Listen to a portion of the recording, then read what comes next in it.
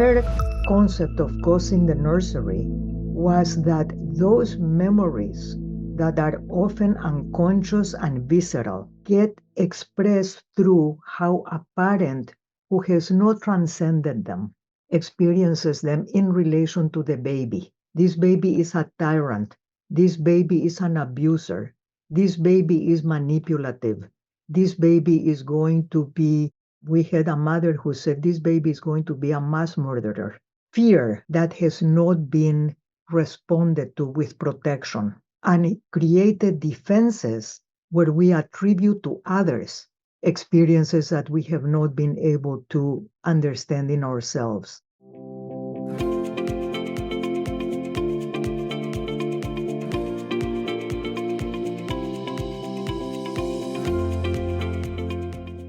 Okay, Alicia, welcome to the show. It's a pleasure to be here. Thank you for having me. To get started, and I'm going to pronounce this wrong, so I apologize in advance, but I've heard you describe life as like a chiaroscuro. Okay, that was my best attempt. An interplay of light and shadow. Can you maybe tell us about this? I think we all can agree that life brings us moments of extraordinary joy, love, excitement, hope, possibility, and that's the light. And it also brings us loss, trauma, disappointment, frustration, anger, mistrust. That is the shadow. And I think we're constantly struggling to reconcile the moments of joyful impetus and the moments of fatigue, disappointment, fear, and create an emotional balance that allows us to continue pursuing our spiritual goals, our social goals, our personal goals. And I think wisdom is the emerging and constantly cultivating ability to remember the light at times of shadow and live in the moment, also knowing that the shadow can come at any time and being prepared to accept it and work towards making it temporary rather than permanent. There's a lot of wisdom in what you just shared there, so thank you very much. I think we're off to a great start here. I heard in another interview that you gave, Alicia, or maybe it was a talk, but you said something like one of your colleagues asked her child how he was, and he responded, "I'm happy, I'm sad, I'm angry, I'm fighting, and all these different things." And she was blown away by his answer because in some ways the child was maybe more emotionally mature than most of us are as adults, you know? um, but yeah, I suppose the next question I wanted to ask you about was Selma Fraiberg and her influence on you. What were some of the key things that you learned from the work of Dr. Fraiberg? Selma Fraiberg had an enormous capacity to understand the language of babies. She said that working with babies is a little like having God on your side. And we have found that that really is true again and again, that we really immerse ourselves in asking ourselves, what could this baby be experiencing now in the context of what is happening? And what are the signals that the baby is giving us in the way he or she turns to somebody or away from somebody, in the way their foot moves. Sometimes their toes are incredibly eloquent in terms of showing excitement or frozenness. She really understood how babies feel and how they express those feelings. And she was marvelous at teaching it. She also understood what she called ghosts in the nursery, which is the way early experiences get embedded in the body in the form of intuitive, immediate reactions that often take us completely by surprise, but that are rooted in experiences of pain, of abandonment, of fear, and the way they color how we perceive other people. You are going to hurt me. You are going to abandon me. You are angry with me. I am unlovable because of how you treat me. And her concept of ghosts in the nursery was that those memories that are often unconscious and visceral get expressed through how a parent who has not transcended them experiences them in relation to the baby. She talked about the baby as being a transference object, meaning the repository of unrecognized, unprocessed experiences from the past that now are represented in the baby. This baby is a tyrant. This baby is an abuser. This baby is manipulative. This baby is going to be we had a mother who said this baby is going to be a mass murderer. Those negative attributions, Selma Fraiberg found, are rooted in experiences of fear that has not been responded to with protection. And it created defenses where we attribute to others experiences that we have not been able to understand in ourselves. That was the greatest contribution that Selma Fraiberg made, and that we are now incorporating into the work of child-parent psychotherapy, where we give words to the unspeakable and help the parent become aware of how those early traumas are now being revisited in the relationship with the child. Wow. Okay. So we're sort of saying here that the child is a repository for all of the mother's unresolved trauma throughout her life that is then passed on to the child in those first few years. Is that Yes, you are saying it exactly the way I meant it. And I just want to say also the fathers. And it can also be the grandparents or the aunts or the uncles. The child can become the family's repository, depending on, was the pregnancy wanted, was the pregnancy approved of. The baby can become a symbol of what remains dysfunctional in the family. The channel is the parent, can be the mother, can be the father. And one of the things that we have found in research by Angela Narayan, who was in my program as a postdoctoral student and is now at the University of Denver, she found that when the father does not want the pregnancy, the mother to be actually feels more depression and more ambivalence than when she herself did not want the pregnancy. If she did not want the pregnancy, but the father is really excited about the pregnancy, that is a protective factor. It kind of lifts her.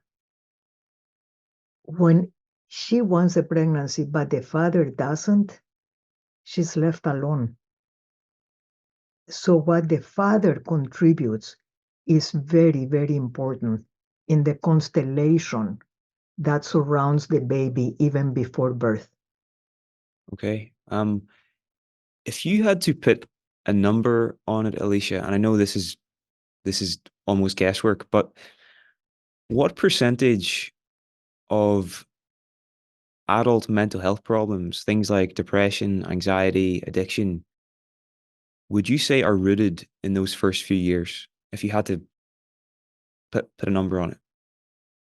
Rather than a number, if you don't mind, I would like to suggest that just as life is a chiaroscuro, mental health is an interplay of risk factors and protective factors. So there are genetic propensities, there is heritability of bipolar disorder, of ADHD, of depression. There are genetic propensities. But we also know that there is such a thing as fetal programming, meaning that the physiology of the fetus is affected by the environment, the intrauterine environment, which in turn is affected by, is there enough nutrition? Is there safety in the environment? Is there a stability of housing? Are there exercises, absence of substance use, which in turn are affected by how safe is the environment that society can provide?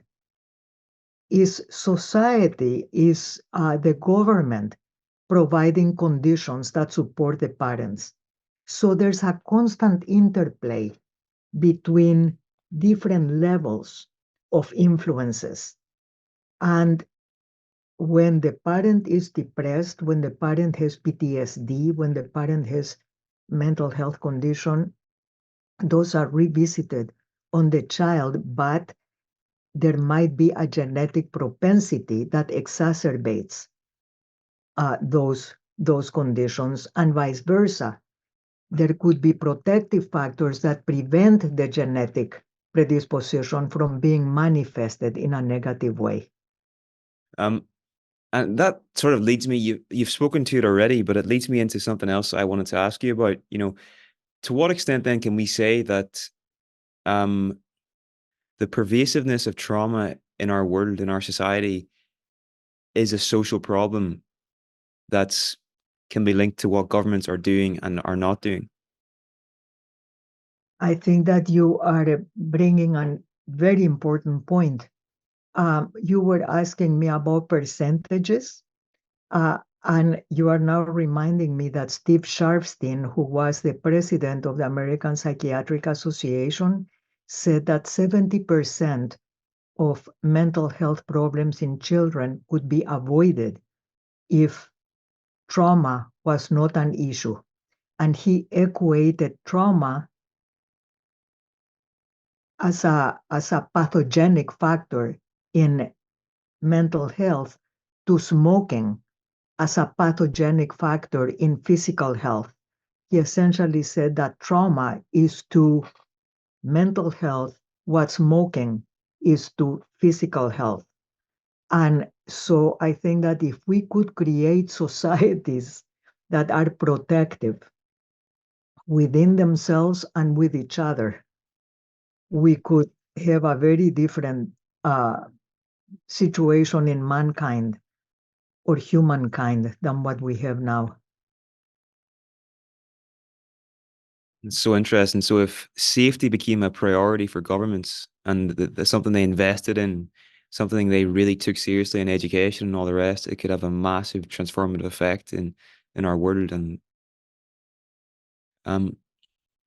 so the next thing I wanted to sort of come to, Alicia, was how does your work then build upon Selma Fraiberg's work? How would you say that you've taken this to the next level? Selma Fraiberg was working at a time when the internalization of reality, the way we take what happens to us and make it into who we are, the way that our circumstances, both material circumstances, but also relational circumstances, how we're treated by our parents, by our teachers, by our siblings, by our family, become part of our sense of self. She was very interested in that component, and that's how she got to the concept of ghosts in the nursery, which is the intergenerational transmission of patterns of relating that are hurtful. I believe that babies are affected not only by the parental ghosts in the nursery, but also by the actual external conditions that happen to them. And so the impact of trauma, not just on the parent, but also directly on the baby, has been a focus of concern for me. And the treatment that we created is based on what we call the clinical formulation triangle, where when a child is referred to us because she has tantrums, she's aggressive, she's being expelled from school, we think of that as one leg of the triangle, the distress part of the triangle, that says this child is suffering and is experiencing the suffering in these behaviors that the adults consider problematic, so that she needs therapy. And then we ask, what happened to this child? Which is the second leg of the triangle. And we find, for example, that she was abandoned, that she was physically abused, that she was sexually abused. We have about 30% of the children we see under 5 have had some form of sexual abuse. And then we start talking with the caregivers about this distress that you see is connected to the things that happened to her. And for you, caregiver, you are really concerned about the behaviors. And we want to help you see that the behaviors are the natural consequence of the experiences that this child has, and that this child is responding with self-protective aggression or with self-protective withdrawal from mistrust that she has towards the adults. And then the bottom part of the triangle is asking, what are the strengths? What are the resources? What helps? Who has helped? And then we use the protective components as a way of creating an intervention that builds bridges between the distress and the unsafe circumstances through the building of safety. Wow. Okay. Okay. And if you are working with a young child and with parents, and then you give them this information, you know, that you're seeing the child's distress and they're acting out and everything else as well, and then you're trying to communicate back with the parent, like that's one half of the triangle, and then the other half is the things that have led to that, you know, the underlying traumas or whatever it is. I'm sure you've had situations where the parent might express resistance against that and say, you know, that's not the case, or whatever. What would you recommend clinicians do in those situations whenever they do experience that resistance from parents? The model of child-parent psychotherapy starts with a few sessions that we call the foundational phase, where we meet with the parent alone, or with the one parent or both parents or the adults in the child's life. And we talk to the parents about what are their concerns about the child, what happened to the child. But we also ask, how do you understand what happened? And tell me about yourself. Tell me about your circumstances. What was life like for you when you were growing up? So that and we say to the parent, I know that you came because you are really worried about your child. And I'm going to be asking also about yourself because you are such an important person in your child's life. And we have found that very often what happened to us as individuals also influence how we feel as parents. And we would like to think with you about how how you are feeling, what life is like for you, might be affecting your mood, your everyday life, and then how it's affecting how you feel as a parent. And so that becomes a port of entry, as we like to call it, so that the parent realizes that we don't only care about the child, that we also care about them as individuals, and that who they are as individuals is related to who they are as parents. And very often, for the very traumatized parents that we work with, it's the first time that somebody is asking them, what about you? Tell me about your life.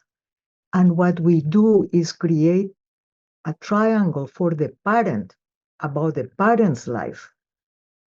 Do you think that what happened to you when you were 8, when your father left and your mother said, you are never going to see that man again, stop crying, you are being a sissy for crying, he was a bad man and that wounded you so much?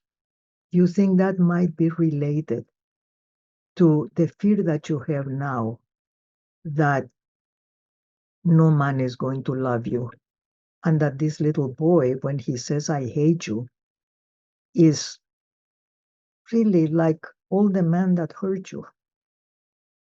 And often that is a aha experience for the parent that leads to a softening of the resistance and greater compassion for the child. So essentially, child-parent psychotherapy is a very nimble therapy because we move wherever the resistance is, and we look at it not as resistance, but as a sign of vulnerability. And we look for what is underlying that vulnerability and how can we join with it to provide safety and understanding so that the parent feels supported in exploring the vulnerability and bringing strength from it.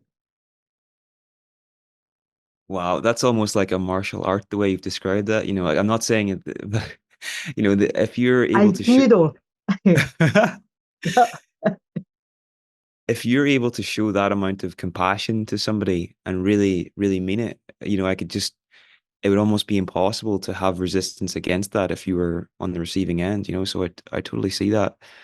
Um, what you touched on it earlier, Alicia, but can we maybe just I wanted to ask you about speaking the unspeakable. What is this, and how does this work in child-parent psychotherapy? Speaking the unspeakable refers to the finding that very often everybody knows what happened to the child or what happened to the parent. Everybody knows about the physical abuse, about the domestic violence, about the sexual abuse, about the traumatic migration, about the war circumstances. But there is fear that speaking about it will be re-traumatizing. And so there is what I like to call a conspiracy of silence. Uh, Children are in foster care, for example. They've been taken from the parent and placed in foster care, but nobody explained to them, to a 3-year-old, a 2-year-old, a 4-year-old, the reason you can't live with your mom and dad right now is because they hurt you. And we're wanting to find a place for you that doesn't hurt you while we work with your mommy and daddy so that they learn not to hurt. And yes, I know you miss them and you are very angry with this new lady because you don't like to live with her. You want to go back to your mommy and daddy. But we worry that they'll hurt you again before they learn how not to hurt. That's speaking the unspeakable. That is expressing realities that are in everybody's consciousness, but that we try to avoid, pretending that if we don't talk about them, they don't exist and the child doesn't notice. And what we know is that babies give meaning to their experience from the beginning of life, and they attribute to themselves the bad things that happen to them. One of the things that I like to convey to people I work with in training is never to forget the 4 foundational fears of childhood that begin in the first 5 years of life but stay with us forever. And the first fear is the fear of being left and abandoned, separation anxiety, which is 6 to 8 months when babies really cry when the parent leaves the room because they don't know that the parent will come back. And then there is the fear of being of losing love if one is if one is misbehaving, that when the parent is disapproving or angry, it means doesn't love me anymore. And that's the toddler years, where the emotional life of the toddler, my book, really focuses on the fear of being unloved. Then there is the fear of body damage, which is, I don't want you to cut my nails. They're part of me. Don't cut my hair. I don't want to be toilet trained. My poo-poos are part of me. I don't want to lose them. So that whole question of what is body integrity and the fact that injuries, wounds get healed, that's something that the child needs to learn, and it learns through the rhymes that parents have about the kiss the boo-boo, things like that. And then there is the fear of being bad, what Freud called the fear of superego condemnation that gets internalized. I'm going to be left if I don't behave. I'm going to be unloved. And those are transmitted from generation to generation. And the unspeakable is to say, this happened to you, but this doesn't mean that it's your fault. Your daddy did not learn when he was little to say that he was mad. Nobody taught him not to hit. And it's so sad that he didn't learn not to hit. And now we need to help you not to hit. And to say, I'm mad instead of hitting. And that's what helps us also work with fathers and mothers who hurt their children. This realization that they never learned to move from the realm of action to the realm of putting feelings into words. And what psychotherapy does is enable people to connect with how they're feeling, articulate it, and create a barrier between the impulse to hurt and the action of hurting by saying, this is what I'm feeling now, and I can't control myself. Yes. What age do you, or what age do children start making meaning? Is there any research in this? Do we know roughly when children start this process of meaning making? It's all a continuum.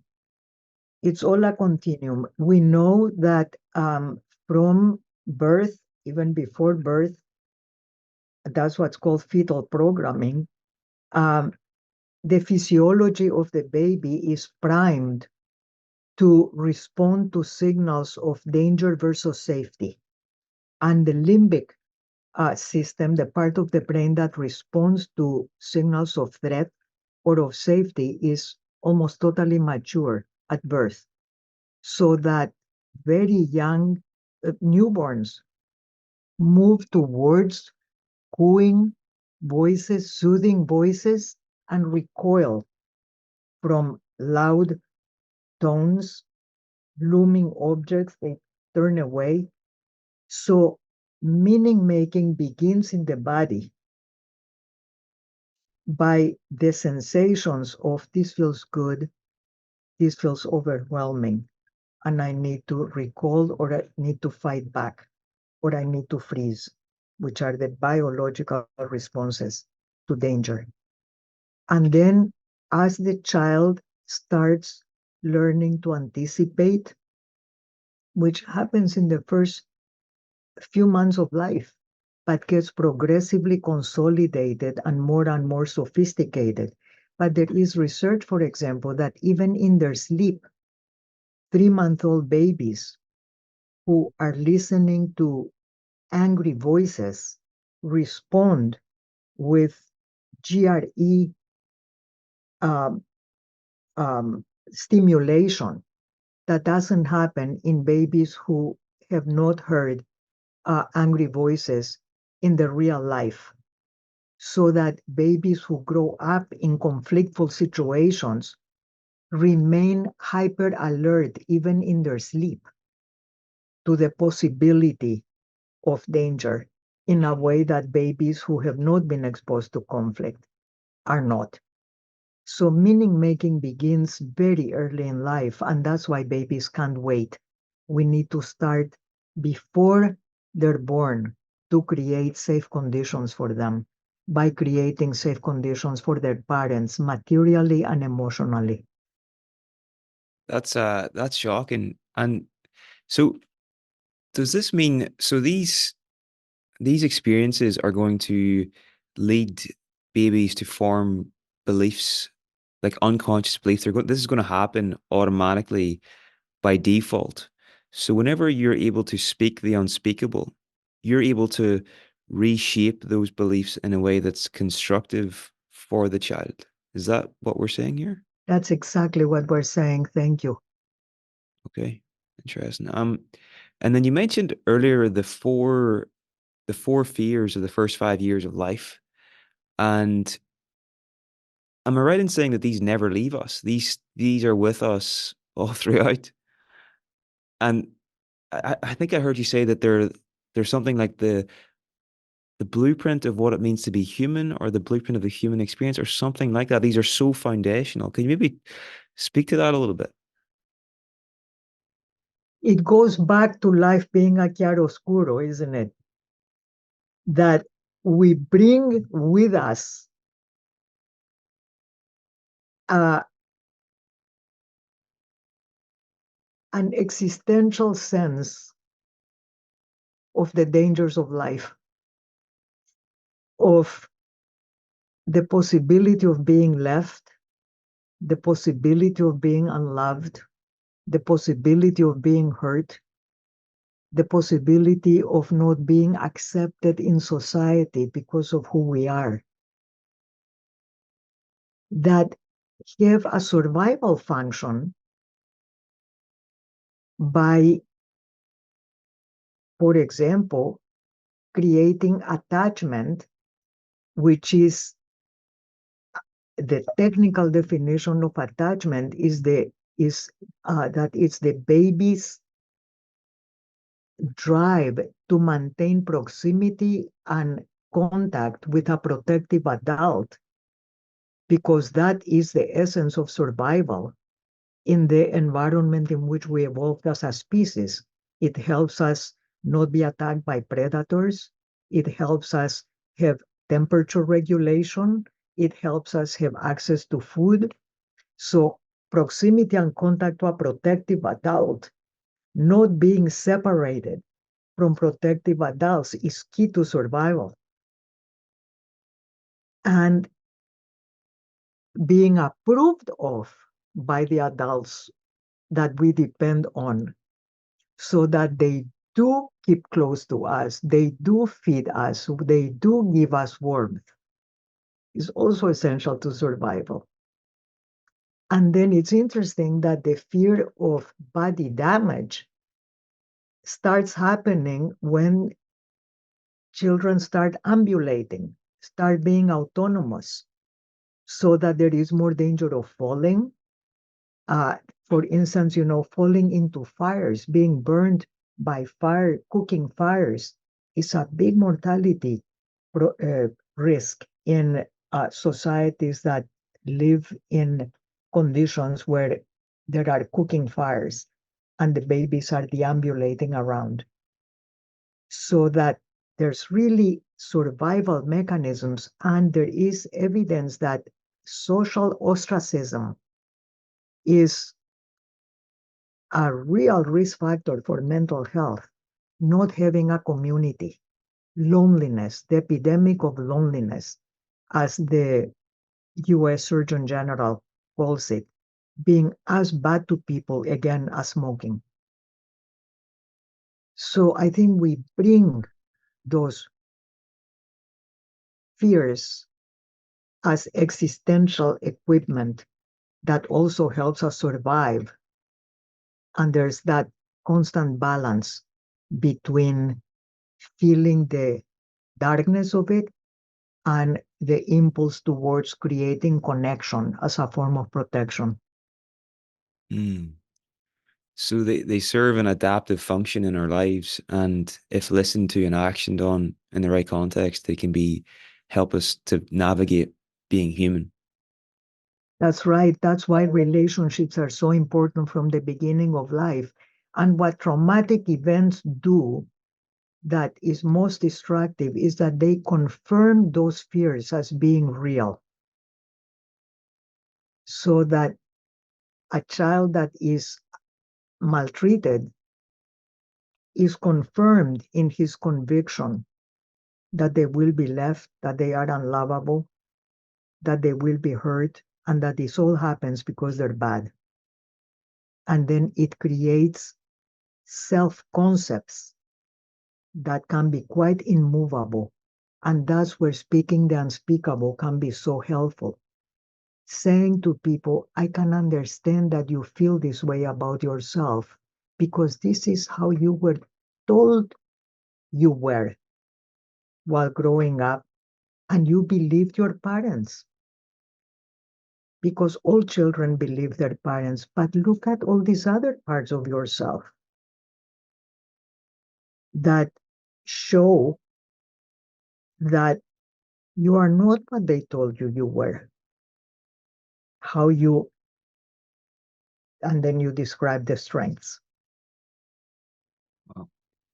And in addition to what we've discussed here already, Alicia, is there anything else that can be done to prevent the intergenerational transmission of trauma from generation to generation?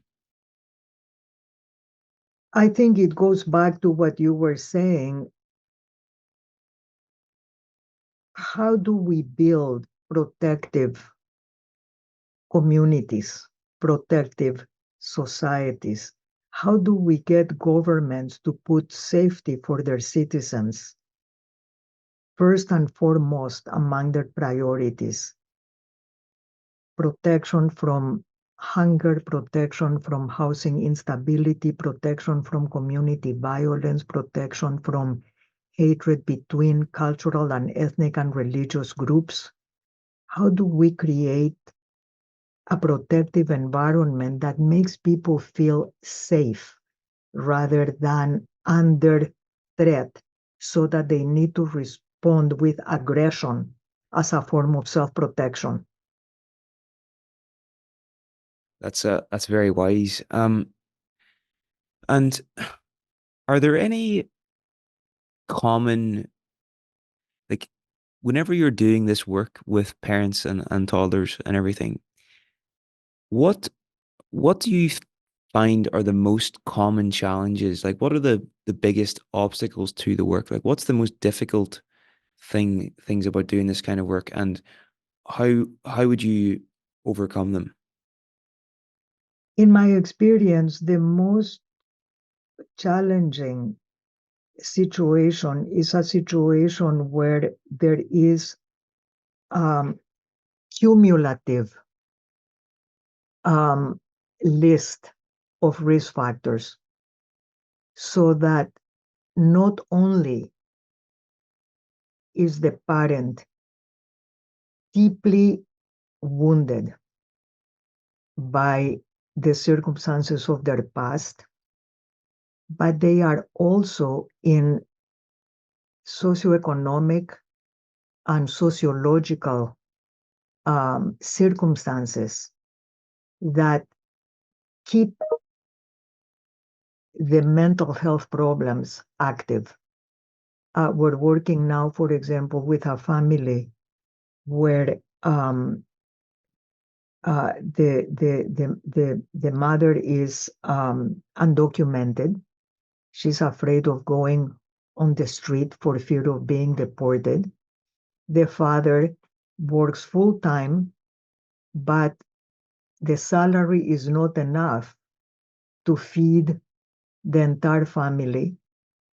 So there is always food insufficiency, the threat of hunger, there is the threat of eviction, there is lack of transportation in the communities, so they can't get easily to the places where they can get food or where they can get rent assistance. So the therapist is working both as a case manager or a social worker, driving them to court for the immigration hearings, driving them to the family resource centers where they can get diapers and food, and talking about how their circumstances in the present and in the past make them very impatient with the 2-year-old and with the baby, who are crying with hunger, were crying with distress, they're crying because they're hearing the parents fighting,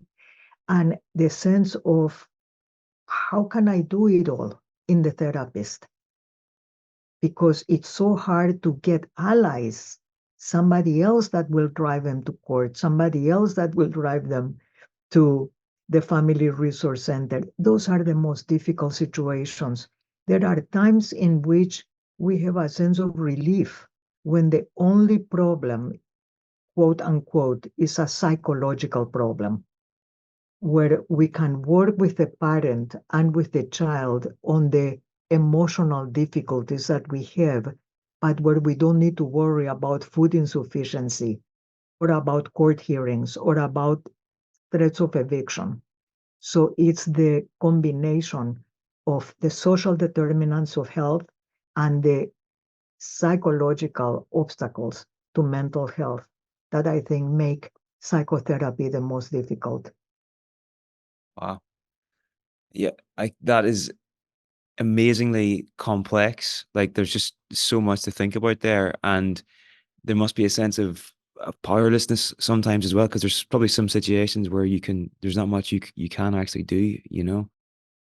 Um, is there anything over the years, Alicia, that you've discovered in your research in this field that has particularly surprised you or shocked you that you feel might be important to share here?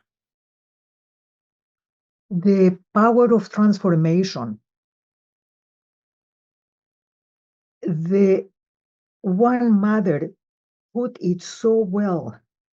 She said, I'm so grateful to Dr. Mark, was their therapist, because he helped us find our sparkle. I thought our sparkle was lost forever. And with help, we're finding that our sparkle is much brighter than we ever thought it would be. This was a mother who used substances, was homeless. The child was in foster care because he had been exposed to fentanyl. And we helped create a situation for them where she was in a residential substance use program, and the child came to visit and then progressively started staying with her. And then we helped her stay by helping her connect to how come she became a substance user. What were the circumstances that led her? And it was a discovery for her that she wasn't inherently a bad person,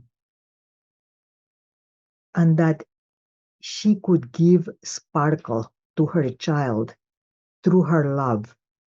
And we help her see how her child brightened up when she was embracing of him, praising of him, played with him, followed the child's lead in playing, showed pleasure in the child's pleasure, creating moments of joy, which are the angels in the nursery that we talk about, is looking for benevolent moments in the parent's past that can serve as the North Star for how do we recapture those moments? How do we recreate them in the here and now together? Because speaking the unspeakable is not just speaking about trauma, it's often speaking about the longing for love and the longing for intimacy. And one mother said to her child, "I love you." And the child was like a 5-year-old. And the mother said, "It's never too late to learn to use words. I just didn't know how to say it before. And now I know, and I love you, love you, love you." And they were just in this moment together of creating angels in the nursery, because I think this moment will be embedded in the child's physiology forever. Amazing. Amazing. That's such a good story. Okay, so you have done this work for decades now, Alicia. How do you manage the emotional weight of this work? This must be quite heavy to work with. So how do you personally manage that? Community, relationships. I think that really cultivating colleagues that support each other. When we started the Child Trauma Research Program, I had been working in infant mental health for about 20 years. We started the Child Trauma Research Program in 1996. And the staff that I assembled had a lot of experience in working with young children and their parents. But when we created the Child Trauma Research Program, it was a focus on trauma, so that if the mother or father had depression, we refer them to another program, a sister program, that could do that. For us, it was if the child had a traumatic event that happened to the child, maltreatment, domestic violence, intrusive medical procedures, traumatic, life-threatening, or health-shattering events. We had never had a caseload that was only traumatic events for the child, so that we were seeing one family after another, where terrible things had happened to the child. And one therapist fell and broke her ankle. Another therapist started developing back problems. Another therapist could not get over bouts of pneumonia. And I kept thinking, this was the first year, I kept thinking, what on earth is happening here? Our program is going to die in the vine, because all these fantastic therapists are not able to see families. And once while washing the dishes, I had this aha experience of this is what they call vicarious trauma. The therapists are being traumatized by the trauma that they are constantly experiencing. And our next staff meeting, I went and said, do you think it's possible that you are all, I was supervising, so I was not in the front lines. So I said, do you think it's possible that, and they were doing home visits also, that you are experiencing traumatic, vicarious trauma? And they said, of course we are. We just didn't want to tell you because we didn't want to disappoint you. And it was such a humble moment. So we started thinking, what do we need to do and to prevent traumatic secondary trauma? And we started having an open door policy that whenever a therapist felt overwhelmed, she would go to whoever and talk about it. We made longer staff meetings so that we could talk about how we were feeling. We checked in with each other. We made smaller case loads, all kinds of protective factors. But through that, I think we got much closer together in terms of sharing the vulnerability and the danger of this work. And I think we learned about creating a village that supports each other. And it goes back to relationships at work and in the community. That's beautiful. That's beautiful. Okay. Well, Alicia, we're just wrapping up here now. I just want to say, from this conversation, the thing that's really stuck with me, there's a real image of my mind in my mind, just of the infant almost as that repository for all of the trauma that lives on in the parents and then gets passed on. They just absorb that all, the parents and the culture and everything else as well. And to me, that sort of stresses the importance as well of, if you have the possibility of doing so, to do your own work now before you have children, or yeah. And because it means then that you're not, that that suffering will stop with you and then not be passed on to the child, and then more of the angels are passed on and more of the love is passed on, and then that child doesn't have to bear the weight of all that's gone before. But I wanted to ask, is there anything else you'd like people to, a key insight you'd like people to lead this interview with? Anything you think that is important just to keep in mind as they move forward after this conversation? You said it well. I think that preparing oneself for parenthood is sacred work. Parenthood is sacred work, and it often gets lost. The awareness of how sacred it is gets lost in the everyday travails of diapers and washing bottles and, being tired, not being able to sleep, etc. And